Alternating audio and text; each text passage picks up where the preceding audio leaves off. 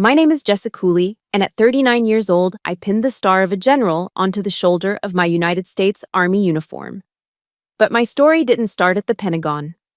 It started on a bitterly cold winter night in Maine when I was just 18. When my father, a man respected by the entire town, looked me dead in the eye and declared with ice in his voice, "The thing in your belly is a sin, and you are its vessel. This house will not be defiled by you any longer." I can still see my brother's smug smile as he whispered, "Finally, the trash is taking itself out." They threw me out into the snow, with a single suitcase and the tiny, growing life inside me, and left me for dead. But they could have never imagined that the girl they discarded that day would one day command thousands of soldiers, and that they would be the ones standing at attention for her. Let me know where you're watching from, hit that like button, and subscribe if you believe that true strength is born from the pieces others throw away. The air in our living room was thick with the scent of pine from the fireplace and the lie of family warmth. Outside, a January blizzard was raging against the windows of our Kennebunkport home, but inside, the only storm was the one gathering in my father's eyes. Arthur Cooley sat in his worn leather armchair, the one that was more throne than chair, his hands steepled under his chin. He wasn't yelling. He never yelled. His power didn't come from volume. It came from the chilling, deliberate calm with which he could dismantle a person's world. He spoke about the Cooley family honor as if he were giving a lecture at the town hall. His voice a low, resonant hum that filled the oppressive silence. He didn't look at me, not at first. His gaze was fixed on a point just below my heart, on the slight curve of my stomach hidden beneath my sweater. That's where his shame lived now, inside me. "We will tell people you've gone to Boston," he announced, his tone as flat and final as a judge's gavel. "To care for an ailing aunt. The matter will be handled. Quietly." The word matter hung in the air, a cold, clinical term for the child I already loved more than my own life. My hands, resting protectively on my belly, began to tremble. I found a sliver of my voice, a sound so thin and fragile I barely recognized it as my own. "But, Dad, this is my baby." For the first time that night, his eyes lifted to meet mine. They were the color of the winter ocean just beyond our shore, gray and unforgiving.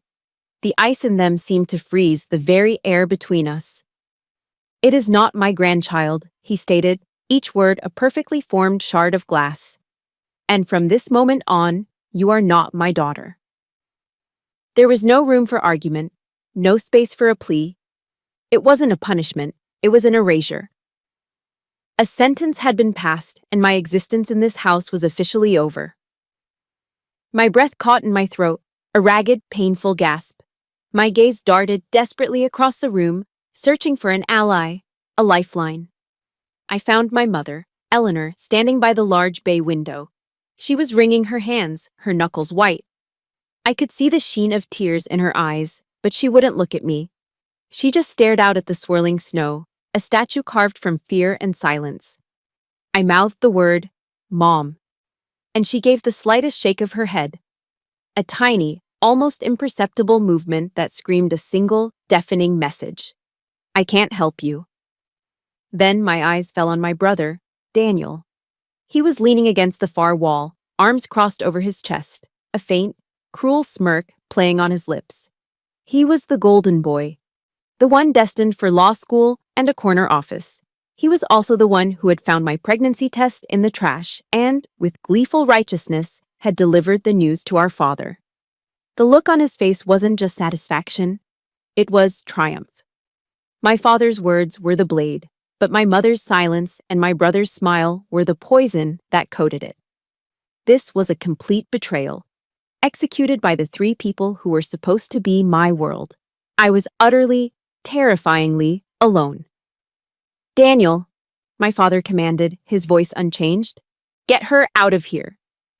Daniel pushed himself off the wall with an eagerness that made my stomach clench. He moved toward the closet under the stairs and pulled out my old, battered suitcase, the one I used for summer camp years ago. He didn't hand it to me. He dragged it across the hardwood floor, the sound screeching through the quiet room, and threw it onto the front porch with such force that the cheap latch broke. The lid flew open, and the contents of my life, a few sweaters, a worn copy of To Kill a Mockingbird, a photograph of a friend, spilled out onto the snow-dusted wood. Humiliation burned through me, hot and acidic. I stumbled outside into the biting cold, the shock of the frigid air a physical blow. Kneeling on the porch, my fingers numb, I started stuffing my clothes back into the broken case. Hot tears streamed down my face, freezing almost instantly on my cheeks. Daniel stood over me on the top step, a looming silhouette against the warm light of the doorway. He looked down at me, his eyes filled with a disgust so pure it felt like a physical strike. "Should have thought about the consequences before you spread your legs, little sister," he sneered, his voice low and laced with venom. The words hit me harder than a slap. They were crude, ugly, and designed to strip me of any remaining shred of dignity. I snapped the suitcase shut, the broken latch refusing to hold, and pushed myself to my feet. I wouldn't let him see me break completely. I stood there for a moment, a ghost on my own front porch, as the snow began to fall heavier, the flakes melting in my hair. The raw, salty wind of the Atlantic whipped around me, carrying the scent of a storm from the coast. I risked one last look back at the house. Through the living room window, I saw my mother's silhouette as she pulled back the lace curtain, just for a second. Our eyes met across the snowy yard, a silent, final exchange. Then, as if my gaze had physically burned her, she let the curtain fall. The golden light from the dining room spilled onto the lawn, a warm, inviting glow. I could still smell the lingering aroma of the roast chicken and apple pie we'd had for dinner, a meal that now felt like a Last Supper. Then the heavy oak door swung shut. It didn't slam. It closed with a solid, definitive thud, followed by the dry, final click of the deadbolt sliding into place. That single sound was the punctuation mark at the end of my childhood. It severed me from everything I'd ever known. I hadn't just lost a home. I'd been stripped of my name, my past, my very identity. They didn't even bother to pull the drapes. To them, I was already invisible. The door clicking shut wasn't just a sound. It was the final punctuation on the 18 years I had called my life. The wind cut through my thin coat, but the cold I felt was nothing compared to the cavernous chill that had settled in my bones. I eventually found my way to a deserted bus station a few miles from my house, the fluorescent lights humming a lonely tune. Huddled on a hard plastic bench, I watched my breath plume in the frigid air. The image of my family's warm, bright window, with their moving silhouettes inside, was burned onto the back of my eyelids. They hadn't just thrown me out, they had continued on, as if my chair at the table had always been empty. That night wasn't an isolated act of cruelty. It was simply the finale of a lifetime of rehearsals. My childhood was a carefully drawn map of favoritism, and I was never the destination. The lines were drawn early, clearly, and always in my brother Daniel's favor. I remember one Christmas morning when I was 9. Under the tree was a gleaming, candy apple red Schwinn bicycle for Daniel. It was perfect, the chrome handlebars shining under the Christmas lights. And for me, there was a blue bicycle. At first, I was thrilled, but as I got closer, I saw it. Underneath the sloppy coat of blue paint, I could see the ghost of a familiar scratch on the fender from when Daniel had crashed his old bike the summer before. They hadn't bought me a bike. They had just painted over his leftovers. My father clapped me on the shoulder, his touch light and dismissive. "There you go, kiddo," he'd said with a chuckle. "You're a girl, what do you need a fancy new bike for? As long as it rides, right?" The rest of the family gathered around Daniel, oohing and aahing over his shiny new prize, while I stood next to my second-hand, second-best gift. It was about the message, delivered as clearly as the morning paper. You get what's left over. You are the afterthought. That feeling became the wallpaper of my youth. But the memory that truly aches, the one that feels like a permanent fracture in my soul, happened when I was 17. I had worked tirelessly, staying up late studying, pouring everything I had into my schoolwork because it was the one arena where I felt I could be more than Daniel's little sister. And I did it. I got a letter from the University of Maine. I had been accepted into their computer science program on a full scholarship, a full ride. I remember sinking to the floor, the letter clutched to my chest, crying with a joy so pure it felt like flying. For the first time, I had something that was truly, undeniably mine. I waited until dinner, my heart thrumming, ready to share the news that would finally make them see me. I got in, I said, my voice trembling with pride. University of Maine, full scholarship. My father didn't look up from his newspaper. He finished the paragraph he was reading before slowly folding it beside his plate. He glanced at the envelope, then at me, his expression unreadable. A scholarship is good, he said, but Daniel will be applying to private schools next year, more prestigious ones. All our attention, all our resources need to be focused on his future. You can go to the community college here. My mother chimed in, her voice gentle, as if softening the blow when she was really twisting the knife. That's right, honey. Stay close to home. You can help me around the house. Just like that, my dream was extinguished. They didn't shout. They simply dismissed it as if my years of hard work, my brilliant future, was a minor inconvenience to the grand plan of Daniel's success. The world I had seen opening up, a world of code and a life I built for myself, shrank back down to the four walls of that house. The last Thanksgiving I spent with them was the clearest picture of my place in the Cooley family. Daniel brought his new girlfriend home. My mother had been cooking for 2 days, the house filled with the smells of roast turkey and pumpkin pie. My father opened a bottle of expensive red wine. The entire evening was an orbit around Daniel, his football stats, his plans for college. I was a spectator, a ghost at the feast. I tried once to join the conversation, mentioning a science project I had just won an award for. My father held up a hand, cutting me off. Later, Jessa. We're talking about Daniel's future. I fell silent, looking down at my plate piled high with food I no longer had the appetite to eat. I was at a table laden with abundance, yet I had never felt so starved. Starved for a moment of their attention, for a crumb of their approval. Sitting on that cold bus station bench, these memories weren't just ghosts, they were evidence. Evidence in a trial that had been convicting me my whole life. But then, another memory surfaced, a softer one. It was my grandmother, my mother's mother. She was the only one who ever looked at me like I was the main character. Shortly before she passed, she had held my hand in her wrinkled, gentle one. Her eyes, faded but sharp, had looked right into me. Jessa, she'd whispered, her voice papery thin. You have a fire inside you. Don't you ever let anyone put it out. Not even the people you love the most. At the time, I hadn't understood. But now, her words echoed in the empty station. A faint, warm glow in the suffocating darkness. That fire she saw was almost down to embers, choked by years of being told I wasn't enough. But it wasn't out. Not yet. She was the only one who had ever truly seen me. And for her, for the memory of her belief in me, I had to keep it burning. If you've ever been made to feel like the second choice, like your dreams didn't matter as much as someone else's, please support this story by hitting the like button. And in the comments below, just type the word FIRE to let me know you're still fighting to keep your own flame alive. I pulled the last of my money from my pocket. A single, crumpled $20 bill. It was all I had. I stared at the face of Andrew Jackson.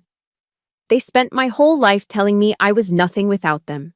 Now, without them, who could I become?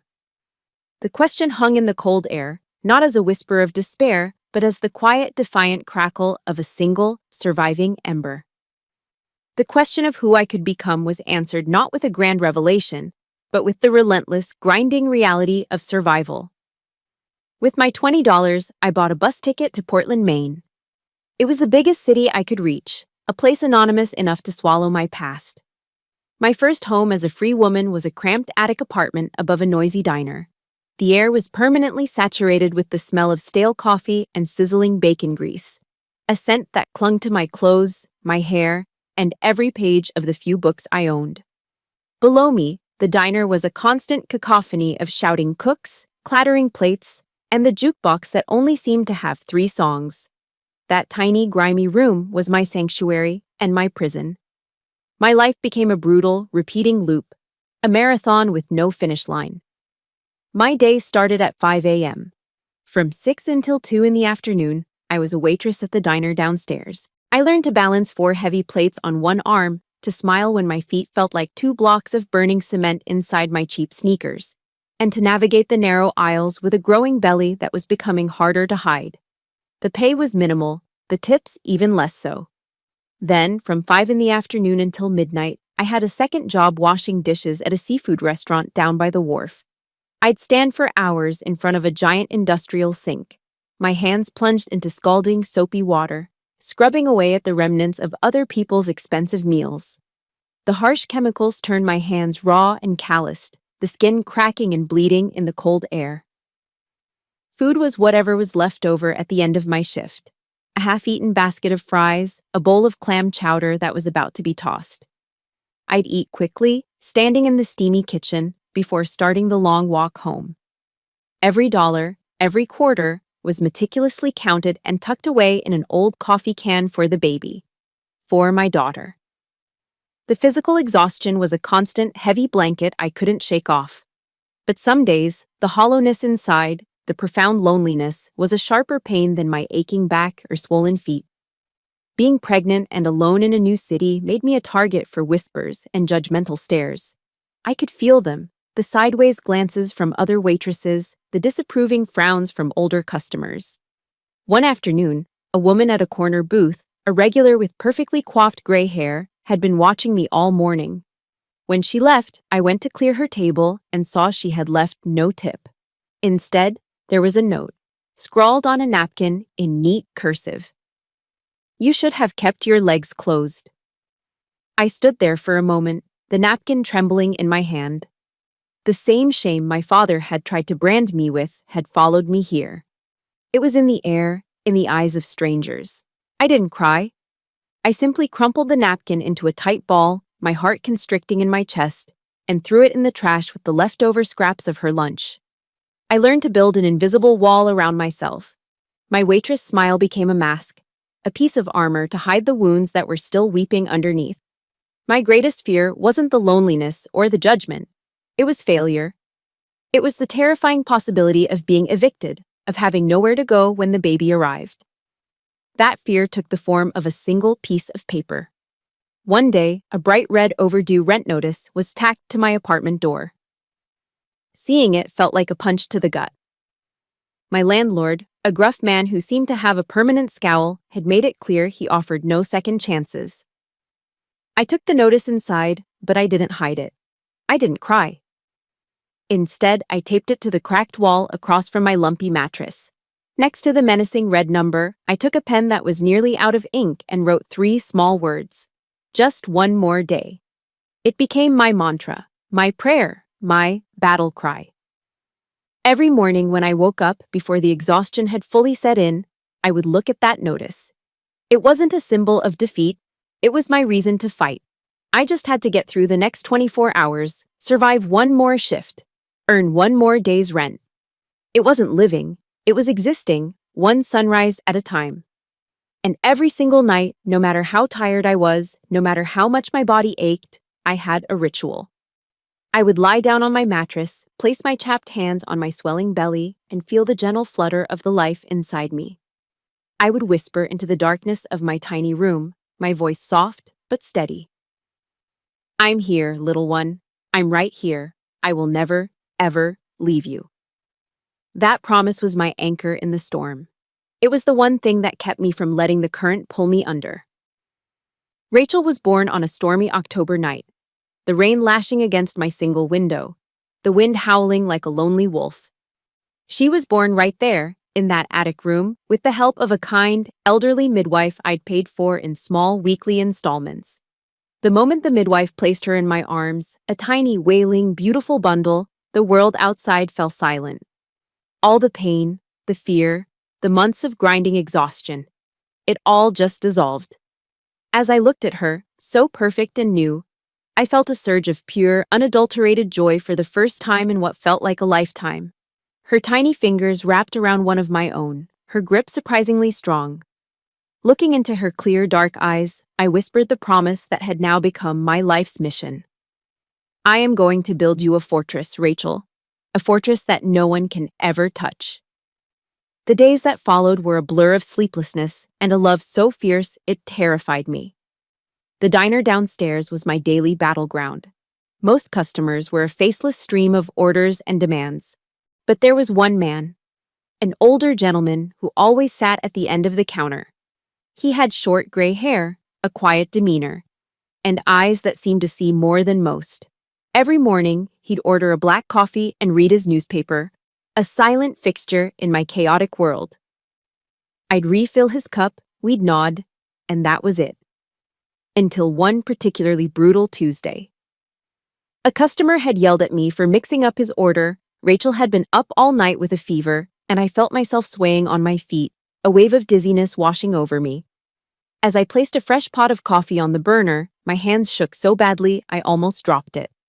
And that's when he broke the silence. He looked up from his paper, his gaze steady and concerned. "You okay, kid?" It was just 4 words, but in a world that had offered me nothing but judgment and indifference, it felt like a lifeline. The question, "You okay, kid?" hung in the greasy diner air. It was so unexpected, so out of place in my world of transactions and invisibility, that for a moment I didn't know how to respond. My carefully constructed wall, the one that held back the exhaustion and the tears, suddenly had a crack in it. I just looked at him, the old man at the counter, and gave a weak, unconvincing nod. He didn't press.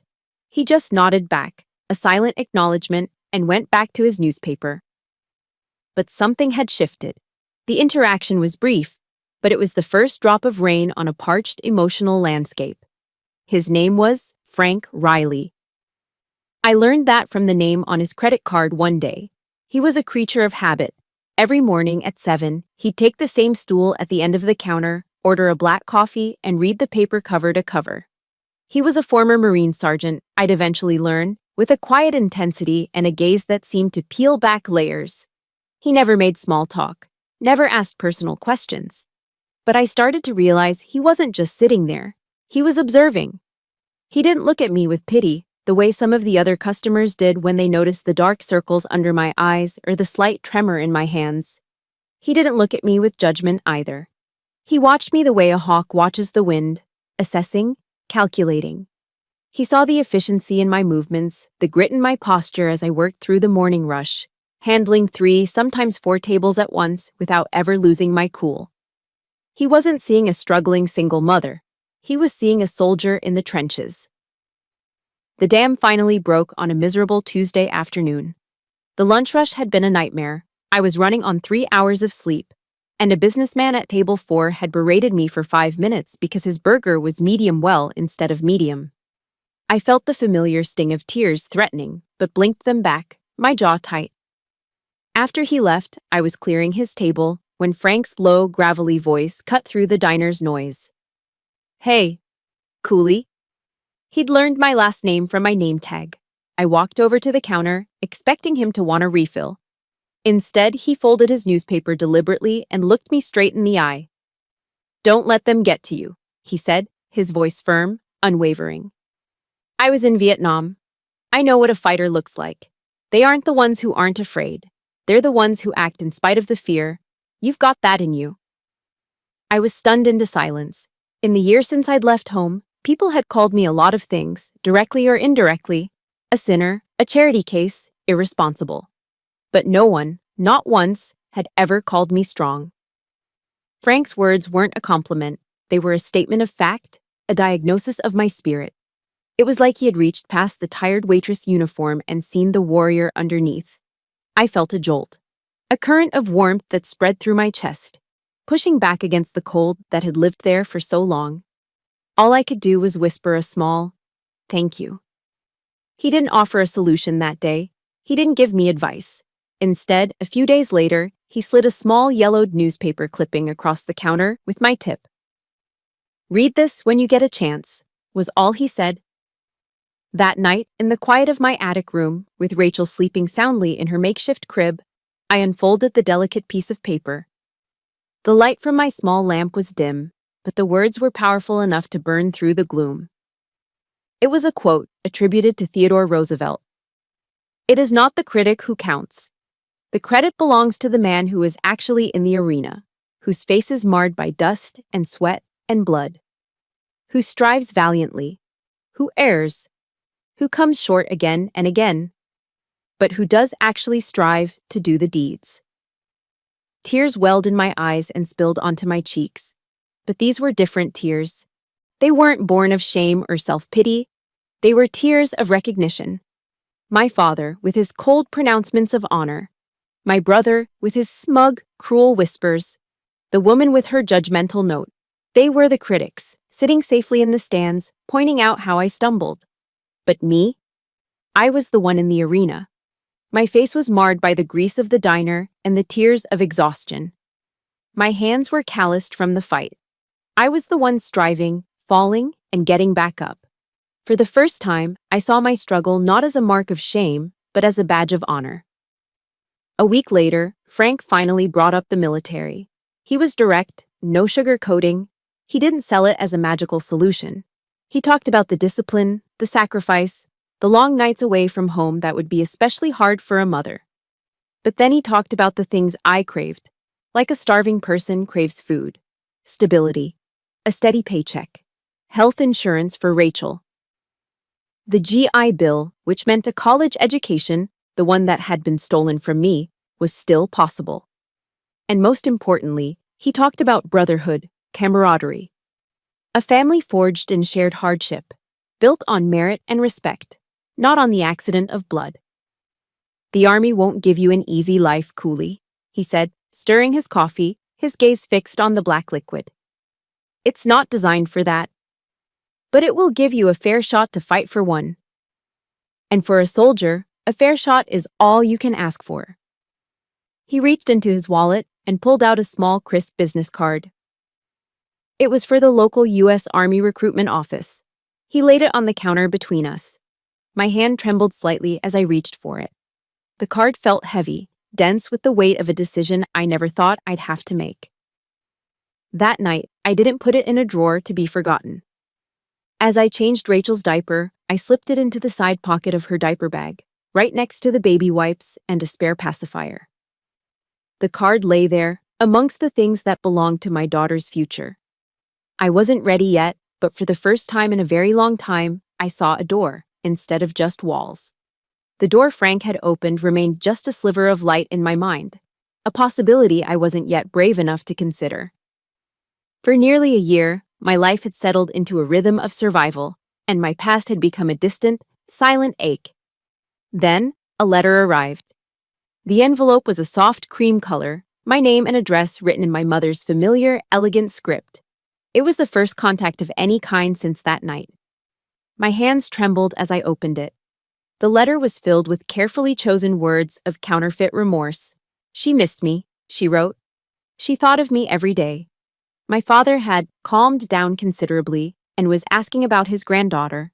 They wanted to see Rachel. They wanted to see me. As I read those words, a stupid, fragile sliver of hope pushed its way through the hardened soil of my heart. It was a foolish hope, the kind you know is dangerous but can't help but feel.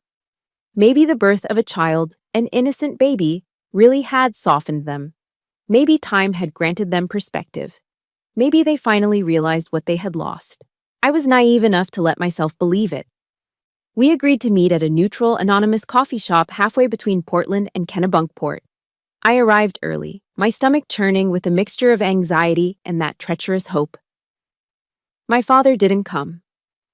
It was just my mother and Daniel, sitting at a small table by the window. My mother looked older, thinner, the lines of worry etched deeper around her eyes. Daniel looked exactly the same, smug, entitled, his expensive sweater a stark contrast to my own worn-out coat. He glanced at Rachel, who was sleeping peacefully in her stroller, with a look of cold curiosity, like a scientist observing a specimen. My mother slid an envelope of cash across the table, along with a bag of new baby clothes. "For you and the baby," she said, her smile not quite reaching her eyes. The first few minutes were a strained dance of pleasantries. They asked how I was managing. I gave vague, one-word answers. They remarked on how beautiful Rachel was. The conversation felt like walking on a frozen lake, the ice thin and cracking with every step. Then, Daniel began. Look at her, so precious, he said, leaning forward to peer at Rachel, his voice dripping with faux sentimentality. She deserves a proper home, Jessa. A real father, a future. You can't give her those things, not really. My blood ran cold. This wasn't a reconciliation, this was an ambush. My mother picked up where he left off, her tone gentle, loving, which made the words themselves feel like 1,000 tiny cuts. Jessa, honey, your father and I have been talking. We've found the perfect solution. She reached across the table, trying to take my hand. We want you to let Daniel and his wife adopt Rachel. The world stopped. The background noise of the coffee shop, the hiss of the espresso machine, the murmur of conversations, faded into a dull roar in my ears. I stared at her, certain I'd misheard. But the earnest, resolute look on her face told me I hadn't. They've been having trouble conceiving, she continued, as if explaining a simple business proposition. Rachel would have a complete life, a proper family, a father who can provide for her. And you could still be in her life, of course. You could visit. It's the best thing for everyone, especially for the child. I sat there frozen, my hand still clutching my now cold cup of coffee. They didn't want to heal. They wanted to erase me again. But this time, it was worse. They wanted to strip me of the one identity that had given me the strength to survive. My role as a mother. They wanted my daughter. I finally found my voice, a strangled whisper. No. Daniel's face hardened, the mask of concern dropping away to reveal the familiar sneer beneath. Don't be so selfish, Jessa, he snapped, his voice rising. You're ruining her life out of your own stupid pride. Dad was right about you. You were just the vessel. The word vessel hit me with the force of a physical blow, throwing me back to that horrible night on the porch. My mother saw the look on my face and tightened her grip on my arm, her eyes welling with theatrical tears. Think of her soul, Jessa, she pleaded, her voice taking on a righteous, pious tone. She needs to be raised in a God-fearing home. Your father quotes the scripture about saving the innocent. This is her salvation. We're offering to bring her into the grace of the Lord. I snatched my hand back as if her touch had burned me. The hypocrisy was suffocating, the manipulation so profound it made me want to scream. They were using God as a weapon, twisting faith into a justification for their cruelty. This wasn't about Rachel's soul. This was about their reputation, their control. I stood up so quickly my chair scraped loudly against the floor. I reached into the stroller and lifted my sleeping daughter into my arms. Her solid, warm weight against my chest was the only real thing in the room. It was my anchor, my truth. She already has a family, I said, my voice low and shaking with a rage so deep it terrified me. She has me, and that is all she needs. I turned and walked away, not looking back. I left them sitting there, with their cash and their baby clothes and their self-righteous expressions. The faces of people who had convinced themselves that cruelty was a form of love. The walk back to the bus station was a blur. When I finally got back to the suffocating quiet of my attic room, I gently laid Rachel in her crib. She stirred for a moment, then settled back to sleep, her tiny chest rising and falling in a rhythm of perfect innocence, and I finally broke. I slid down the wall, my body shaking with silent, racking sobs. It wasn't just anger. It was raw, primal fear.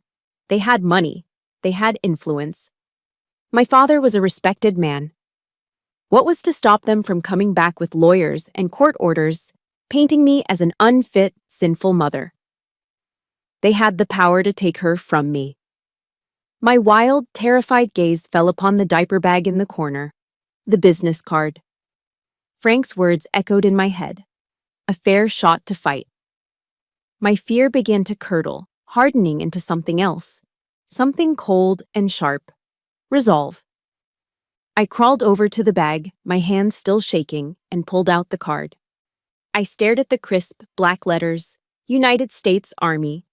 They wanted to take everything from me, my past, my future, and now my child. They wouldn't stop. I couldn't fight them with a waitress's tips and a broken heart. I couldn't fight them alone. I needed a uniform, I needed a fortress, I needed an army at my back. Sleep was impossible that night. Every time I closed my eyes, I saw my mother's tear-filled, pleading face and my brother's predatory smile.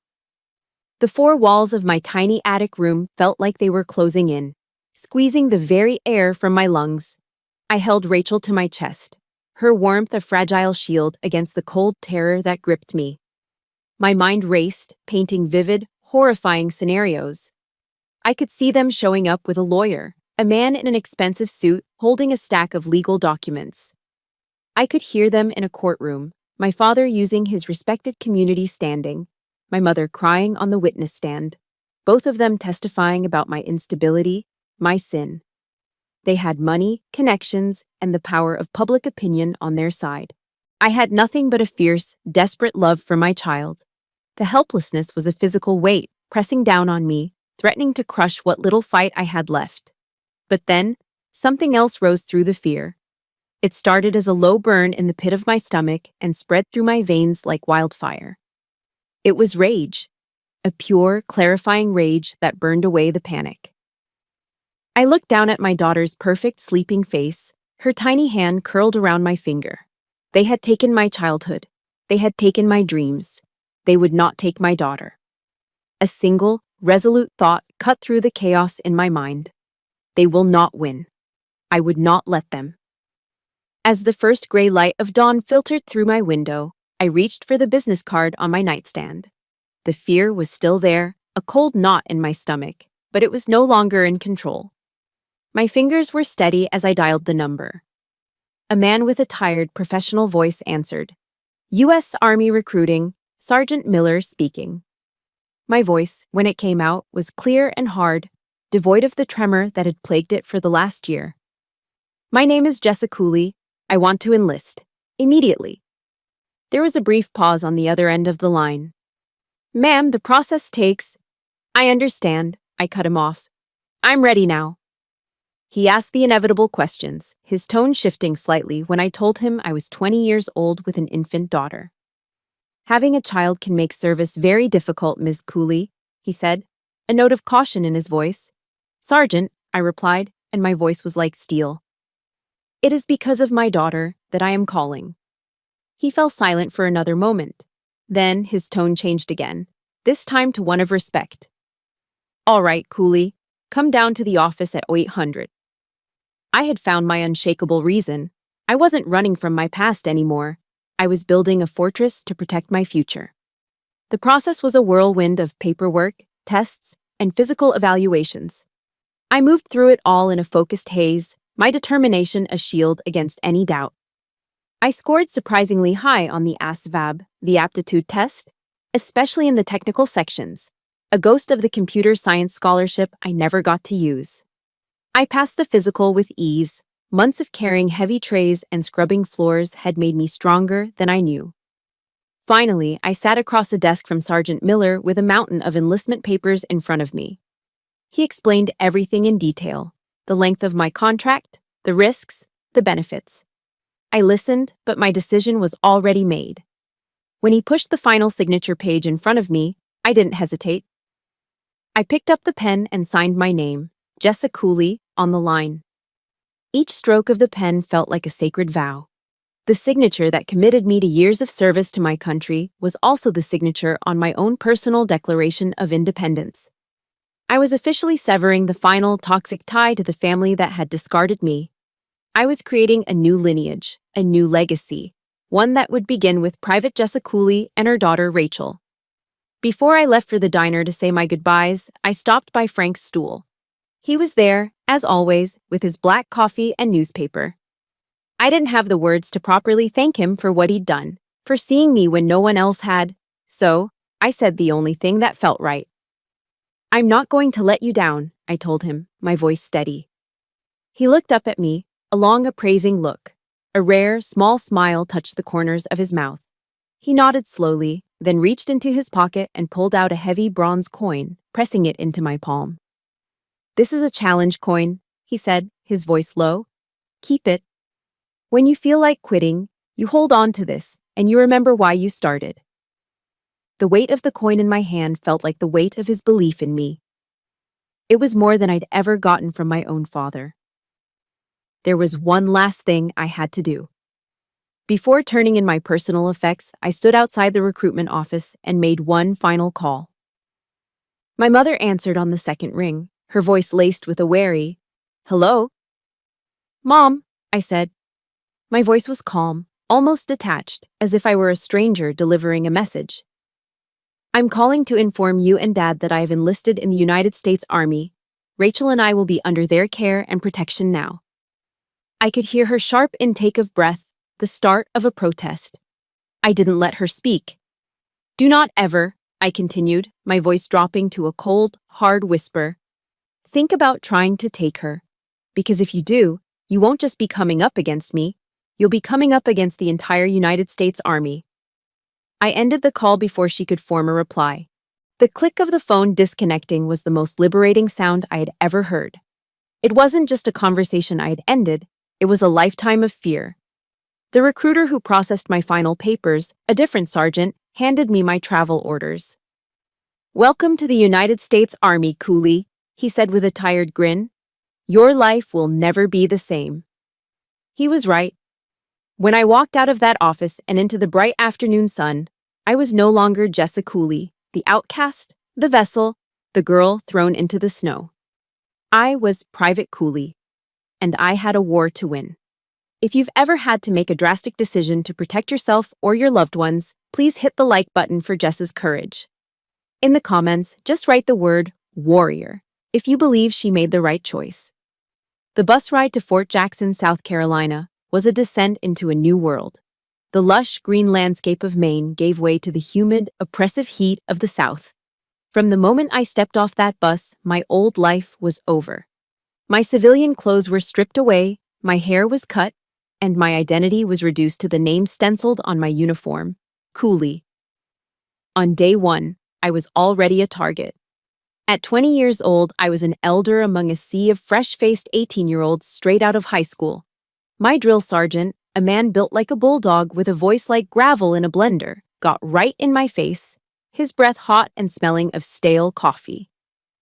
"Cooley, you think this is some kind of resort for single moms?" he bellowed, his voice echoing across the formation. "There is no weakness here. Do you understand me?" A few of the other recruits snickered.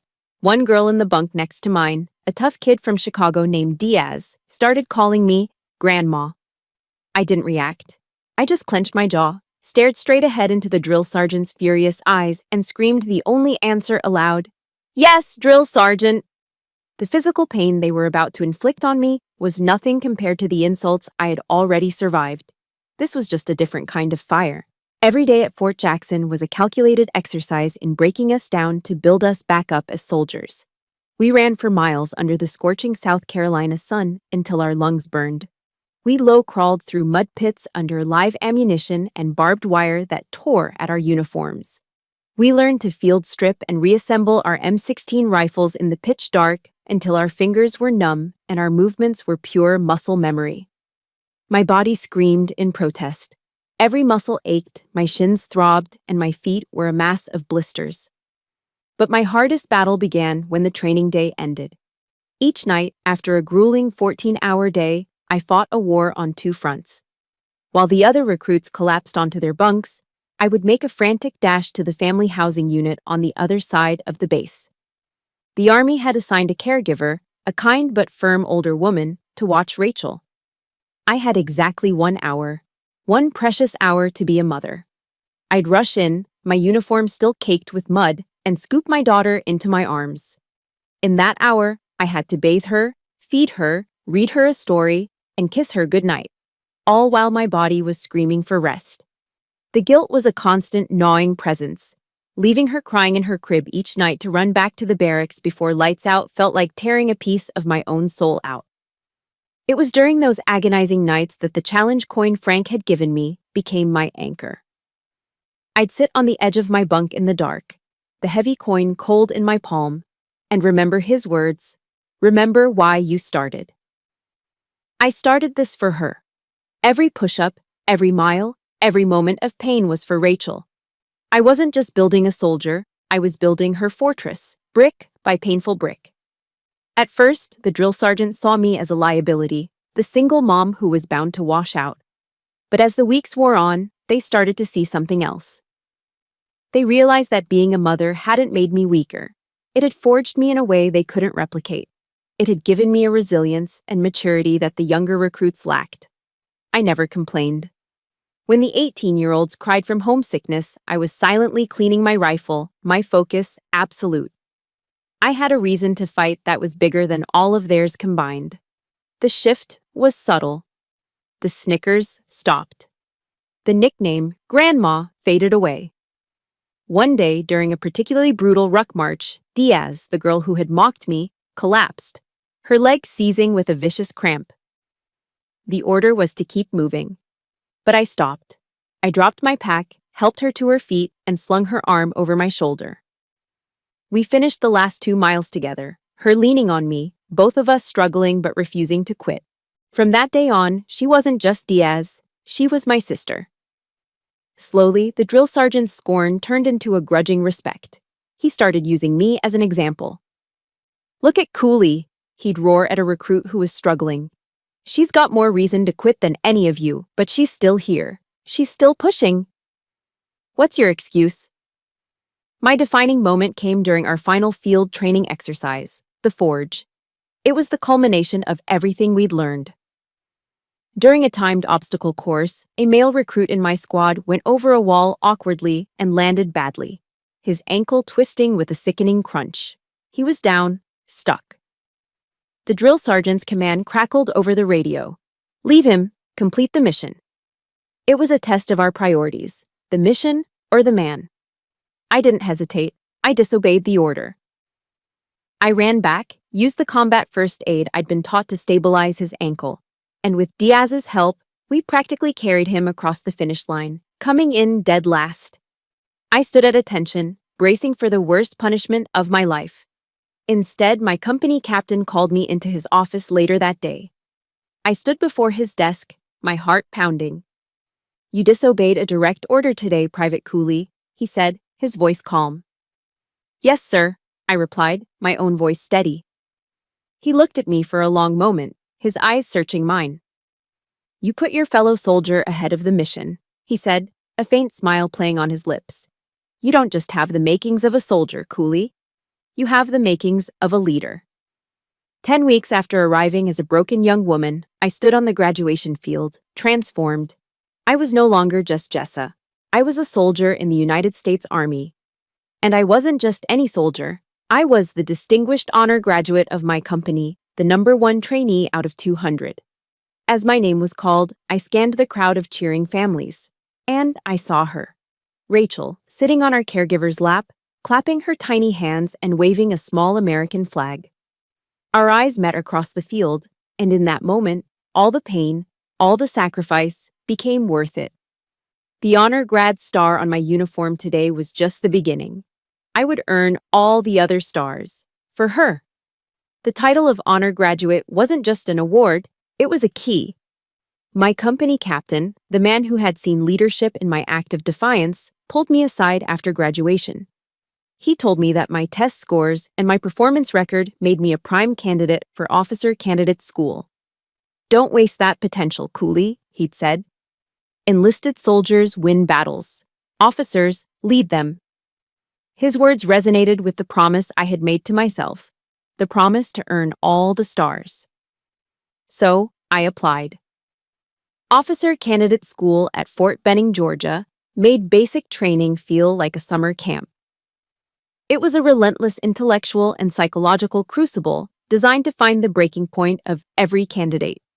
We were pushed physically, but the real war was fought in our minds.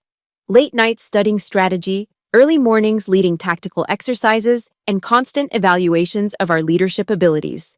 I thrived in that environment. The pressure, the exhaustion, it was all familiar territory. But here, for the first time, my efforts were not only seen, they were rewarded. I graduated as a second lieutenant in the United States Army. The day of my commissioning ceremony was bright and sunny. Standing on that parade field in my crisp new uniform, I felt a sense of pride so profound it was almost overwhelming. But the proudest moment of my life came when they called for a family member to pin on my new rank. A small figure detached herself from the crowd and walked toward me with solemn importance. It was Rachel. Now 5 years old, she was dressed in a pretty blue dress, her face a perfect mixture of awe and concentration. With the help of my captain, she carefully pinned the single gold bar of a second lieutenant onto my shoulder. A photographer captured that moment. My daughter, my reason for everything, officially making me an officer. That photograph would become the first and most important piece in the collection on my wall, the start of my new family legacy. But life as a young officer and a single mother was a tightrope walk over a canyon of guilt and sacrifice. My days were a blur of responsibility. I'd stay up half the night meticulously planning platoon movements or studying field manuals, only to be up at 600 to make Rachel breakfast and braid her hair before dropping her at the on-base daycare. The sacrifices were constant, and they cut deep. I missed her first school play because I was in the middle of a month-long field training exercise. I listened to her sing her song over a crackling satellite phone, my heart aching with a pain that no physical exertion could match. The guilt was a constant companion, a shadow I could never quite outrun. But I learned to turn it into fuel.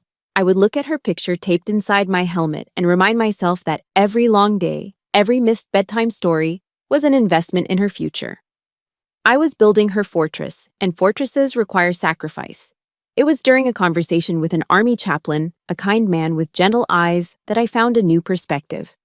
He wasn't preachy, but he shared a verse from the Bible that stuck with me. Then you will know the truth, and the truth will set you free. For me, it wasn't just about faith. It was about the idea that truth, my truth, had a power I hadn't yet learned to wield. That idea became a weapon 2 years later, in the dust and heat of Iraq. I was on my first deployment, leading a signal platoon. One sweltering afternoon, a fellow lieutenant from Maine handed me his tablet. "Hey Cooley, check this out. Your old man's making news back home." On the screen was an article from the Portland Press-Herald. The headline read, "State Senator Cooley, Family and sacrifice are the bedrock of our nation." Below it was a picture of my father, Arthur Cooley, looking statesmanlike and sincere, speaking at a Veterans Day event. He was running for re-election, and his platform was built on the very values he had personally desecrated. A wave of nausea washed over me, so intense I nearly gagged. My father, the man who had called my unborn child a sin and me a vessel. The man who spoke of sacrifice from the comfort of his air-conditioned office while his own daughter was a world away in a combat zone.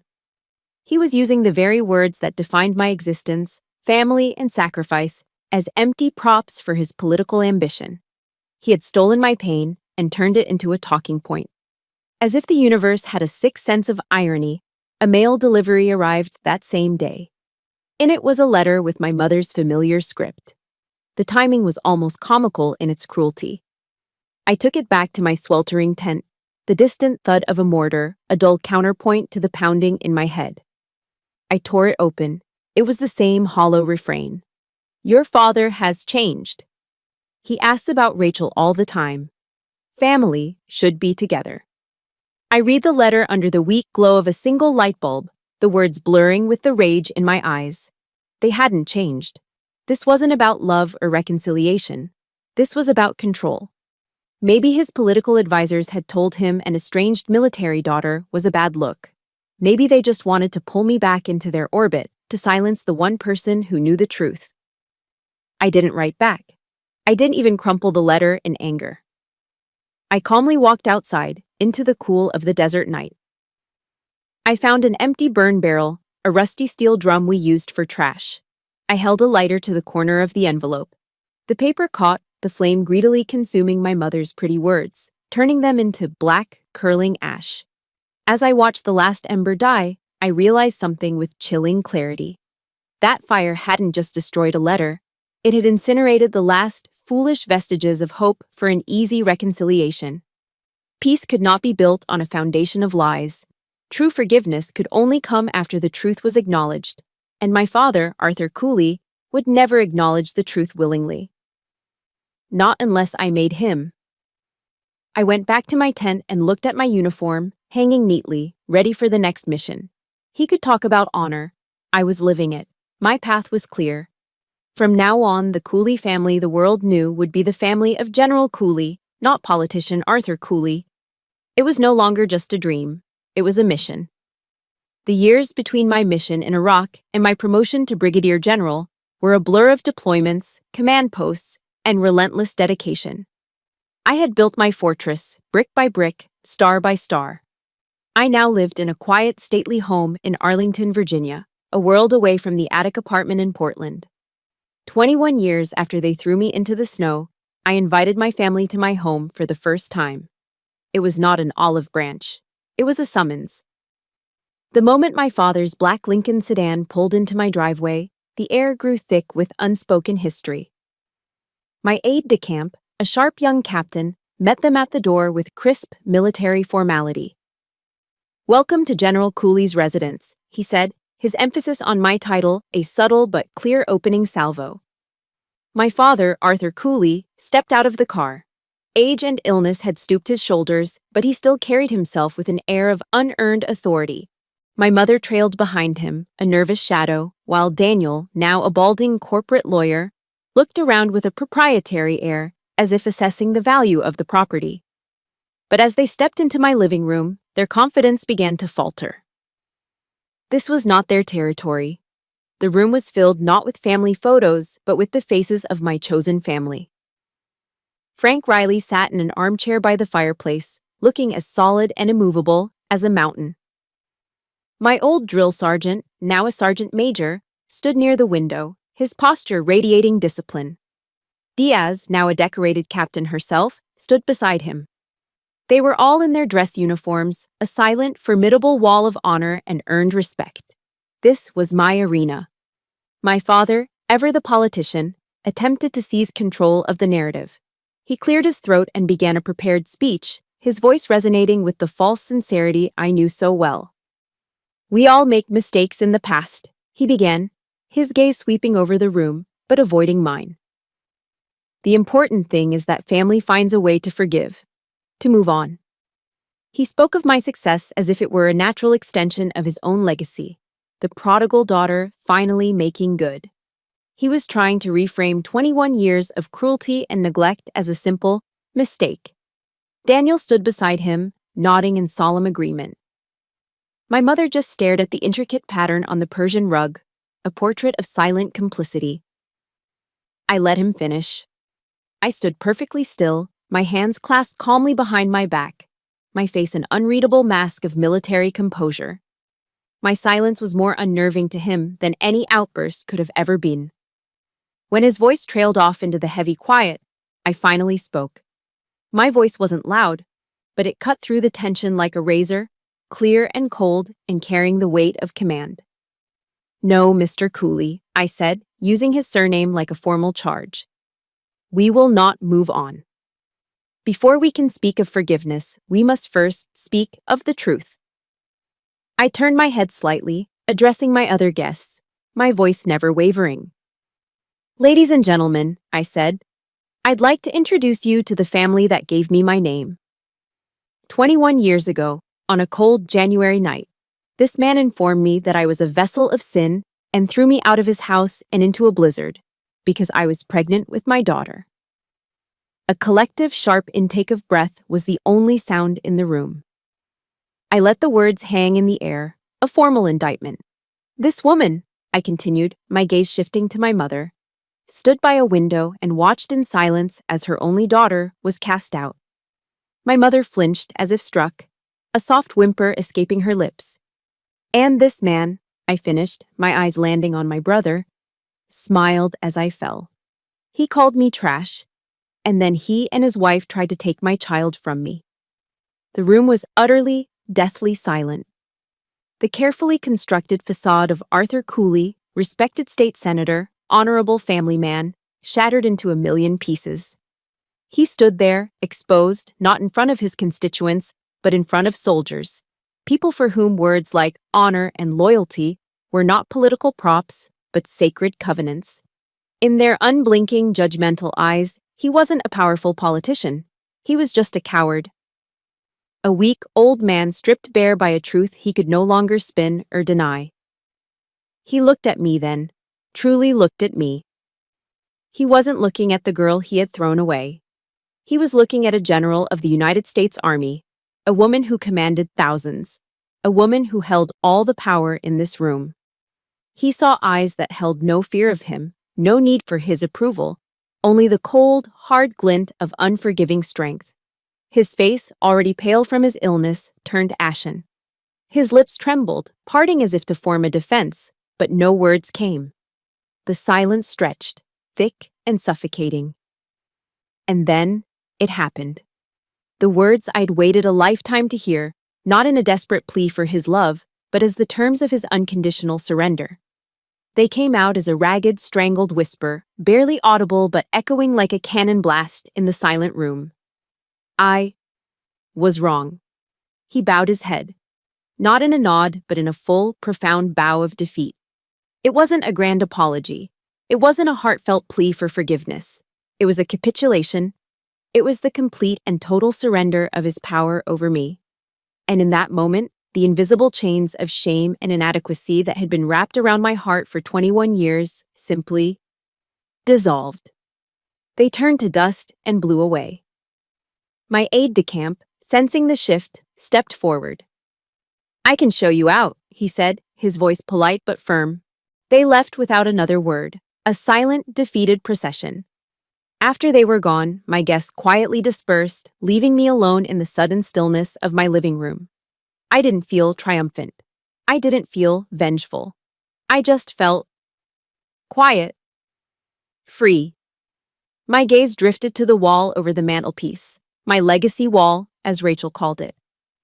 It was filled with photographs and medals from my career, my OCS graduation, posed photos with my platoon in Iraq, my promotion ceremonies. I walked over to a small wooden box on a side table and opened it. Inside was a single, faded photograph I had never displayed.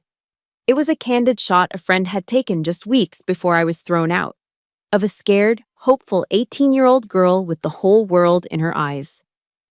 I took the old photograph out of the box, walked to the wall, and placed it right in the center, next to my official portrait as a brigadier general. The frightened girl and the powerful woman, side by side. They were one and the same. Without that girl, there could never have been this general. Several years after that confrontation, on a quiet Christmas Eve, my old family was once again in my house. But this time, the air was different. It wasn't thick with tension, but rather thin with a polite, carefully maintained distance. There was no loud, boisterous holiday cheer, just the soft murmur of conversation, the scent of roasting turkey, and the quiet hum of a new, fragile kind of peace. My father, Arthur, was a different man. The years and his failing health had stripped him of his booming authority, leaving behind a frail, quiet old man who seemed lost in the grandeur of my living room. He spoke in short, hesitant sentences and looked at Rachel with a sort of bewildered wonder. Daniel, ever the awkward middleman now, made a strained effort to talk to Rachel about law school. He was clumsy, his questions generic, but he was trying. It wasn't a fairy tale reconciliation. The deep wounds of the past hadn't magically vanished, but the relationship was no longer a war zone. It was a carefully negotiated truce, an accepted reality. Over the years, I'd come to understand what forgiveness truly was. It wasn't about erasing the past or pretending the pain never happened. For me, forgiveness was about taking away their power to hurt me anymore. It was an act of self-preservation, the final step in building my fortress. During a quiet moment, I found my mother, Eleanor, standing before my legacy wall. She was gazing at the collection of photographs that told my story, not the one she had tried to write for me, but the one I'd written for myself. Her eyes traced over the photo of Rachel pinning on my first officer bar, a picture of Frank Riley, solemn and proud, and photos of the brave young soldiers I had commanded, some of whom never made it home. Interspersed among them were crayon drawings Rachel had made for me over the years, bright splashes of color amidst the uniformed seriousness. My mother stood there for a long time, her hand covering her mouth. When she finally turned to me, her eyes were filled with a profound, quiet sorrow. I miss so much," she whispered, her voice thick with unshed tears. I didn't offer empty platitudes or easy absolution. I simply placed a hand on her shoulder, a touch that was steady and calm. "Yes, you did," I said. It wasn't an accusation, it was just a fact, a truth that had to be acknowledged before anything new could begin. "But you're here now." It wasn't everything, but it was a start. A new foundation, built not on the shifting sands of lies, but on the bedrock of a fragile, shared truth. Later that evening, Rachel, now a brilliant and fiercely compassionate law student at Georgetown, came and stood beside me, watching the quiet family tableau. She had her grandmother's wisdom and a strength that was all her own. "You know," she said softly, "I read somewhere that family isn't the people who never break your heart. It's the people who show up with the glue." She glanced over at her grandparents and her uncle, her expression not one of anger, but of a gentle, knowing acceptance that was far beyond her years. She was the living, breathing proof that a strong, beautiful tree could grow from the most barren and broken ground. She was my greatest victory, the one that mattered more than any star or medal. To honor the man who had first shown me a door where I only saw walls, I had used some of my savings to establish a small scholarship fund. It was called the Frank Riley Foundation, and it provided grants to the children of single mothers serving in the armed forces. It was my way of taking the pain of my own past and transforming it into a promise for someone else's future. It was my glue. The story ends here, but my life, of course, goes on. It ends not on a battlefield or in a tense family reunion, but here, in the pre-dawn stillness of my office at the Pentagon.